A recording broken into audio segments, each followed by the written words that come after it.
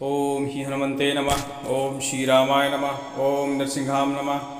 नमस्कार साथियों, आप देख रहे हैं औषध तंत्रा चैनल और हम इस चैनल पे औषधियों के तंत्र के बारे में जानकारी देते हैं और उन जानकारियों से आप अपनी छोटी मोटी समस्याओं का समाधान कर अपने जीवन को संपन्न बनाते हैं। लेकिन आज इस वीडियो में हम हिंदू समाज के साधु संत महात्मा जो हमारी रक्षा भी करते हैं और हमें सही मार्गदर्शन करते हैं उस विषय में चर्चा करने वाले हैं। हमारे संत श्री धीरेन्द्र शास्त्री जी जो कि बागेश्वर धाम के अधिष्ठाता हैं, उनके बारे में चर्चा करने वाले हैं। अभी अभी हमने न्यूज़ में कुछ दिन से सुन रहे हैं कि उनके खिलाफ कई प्रकार की साजिशें रची जा रही हैं और हमारा हिंदू समाज, हिंदू संत सुरक्षित नहीं है, ऐसा हमें महसूस हो रहा है। आपको हम बता दें कि जो आगे आता है हिंदू समाज के हित में बात करता है और समाज हित की चर्चाएं करता है, समाज को धार्मिक भावनाओं के सापेक्ष में लाता है और इकट्ठा करने की कोशिश करता है, हमारी शंकाओं का समाधान करता है,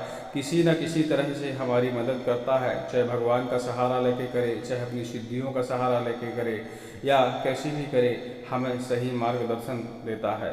हम बहुत सारी ऐसी बीमारियों से ग्रस्त रहते हैं जिसमें मानसिक बीमारियां भी होती हैं और हम तरह तरह के इलाज करते हैं, तरह तरह की दवाइयां खाते हैं और ठीक नहीं होते। कई बार हम ईश्वर के दरवाजे पर जाकर ठीक हो जाते हैं। यह वैसे तो एक चमत्कार माना जाता है, लेकिन कई बार हमारी मन की शांति भी मानी जाती है और हम अपने रोगों से मुक्त हो जाते हैं। ऐसे में हमारे साधु संत लोग हमारा मार्गदर्शन भी करते हैं और हमें सही सलाह भी देते हैं। भले ही हमारे मन को शांत करने के लिए या हमारे हमारे मन में ऐसे भाव बिठाने के लिए या भगवान के प्रति भाव जगाने के लिए कुछ भी बातें करते हैं, उसी लोग चमत्कार का नाम देकर बदनाम करते हैं। लेकिन सही बात तो यही है कि ऐसा नहीं है। ईश्वर में, कलयुग में बहुत चमत्कार हैं और बिना ईश्वर के चमत्कार के हम लोग अपनी ज़िंदगियां नहीं चला सकते हैं। इसी विषय में हम चर्चा करने वाले हैं।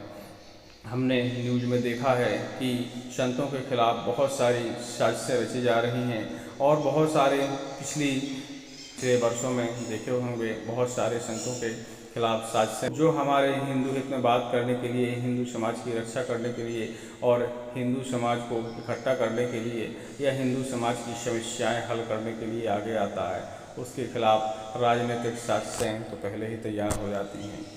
तो हमें संगठित रहना है और ईश्वर का दरबार बिल्कुल नहीं छोड़ना है, ईश्वर के प्रति श्रद्धा बिल्कुल नहीं छोड़नी है।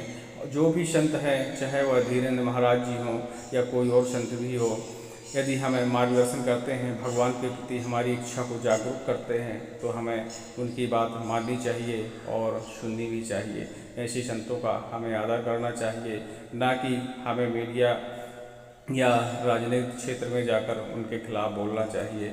ऐसी हमारी इच्छा है, आपकी क्या इच्छा है, हमें कमेंट करके ज़रूर बताइएगा। क्योंकि हमने सुना और देखा भी है, हम कई बार बागेश्वर धाम गए हैं, हम स्वयं कुछ समस्याओं से पीड़ित थे। वैसे तो हम तंत्र शास्त्र का अध्ययन करते हैं और औषधियों की जानकारी प्रदान करते हैं, लेकिन फिर भी हमारे परिवार में कुछ समस्याएं थी जिसको लेकर हम बागेश्वर धाम गए थे और हमारी समस्याओं का समाधान हो गया। ऐसा नहीं है कि हम मनगढ़ंत बातें कर रहे हैं या न्यूज़ में देखी दिखाई बातें कर रहे हैं, ये हमारा स्वयं का परीक्षण है और हम वैसे भी ईश्वर पर विश्वास करते हैं, जड़ियों पर विश्वास करते हैं और सारी चीज़ों के सवाल का जवाब मिल जाए। और बागेश्वर धाम इकलौता मध्य प्रदेश में ऐसा दरबार है जहाँ हमें हमारे सवालों के जवाब मिल जाते हैं।